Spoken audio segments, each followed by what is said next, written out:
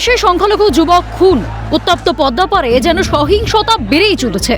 নওগাঁও মহাদেবপুরে বছর 25-এর মিঠুন সরকার নামে এক সংখ্যালঘু যুবককে চোর সন্দেহে ধাওয়া করা হয়। ক্ষুব্ধ জনতার হাত থেকে বাঁচতে মিঠুন দৌড়ে হাটচক গৌরী বাজারের পাশের খালে ঝাঁপ দেয়। এরপর থেকে তিনি নিখোঁজ ছিলেন। ঘটনাস্থলে পুলিশ পৌঁছয়। রাজশাহীর ডুবুরি দল ঘটনাস্থলে গিয়ে তার দেহ উদ্ধার করে। ঘটনায় কান্নায় ভেঙে পড়েন মিঠুনের পরিবার। মৃত মিঠুন ভান্ডারপুর গ্রামের বাসিন্দা। সত্যিই কোনো চুরির ঘটনার সঙ্গে মিঠুন জড়িত ছিল কিনা তা তদন্ত শুরু করেছে পুলিশ। অন্যদিকে উদ্বেগ প্রকাশ ইসকনের মুখপাত্র রাধারমন দাসের। আশ্চর্য লাগছে কি ইউনাইটেড নেশন মতন এত বড় বড় সুন্দর সুন্দর নামের সংস্থা রয়েছে, কিন্তু কেউ বাংলাদেশের হিন্দু আর মাইনরিটির সঙ্গে এই মুহূর্তে দাঁড়িয়ে নেই।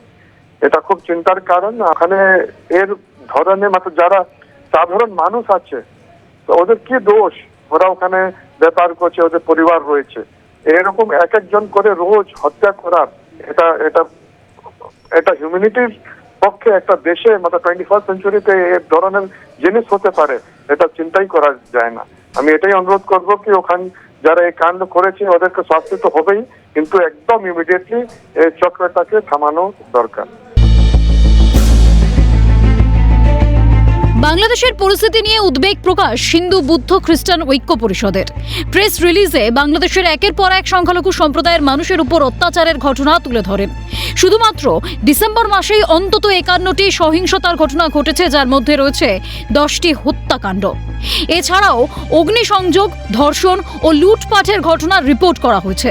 পরিষদের রিপোর্টে বলা হয়েছে এই সহিংসতার উদ্দেশ্য মূলত ফেব্রুয়ারিতে ভোটের আগে সংখ্যালঘুদের আতঙ্কিত করা।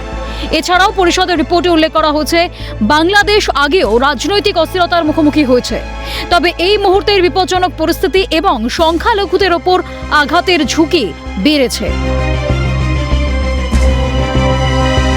ক্যালকাটা নিউজ।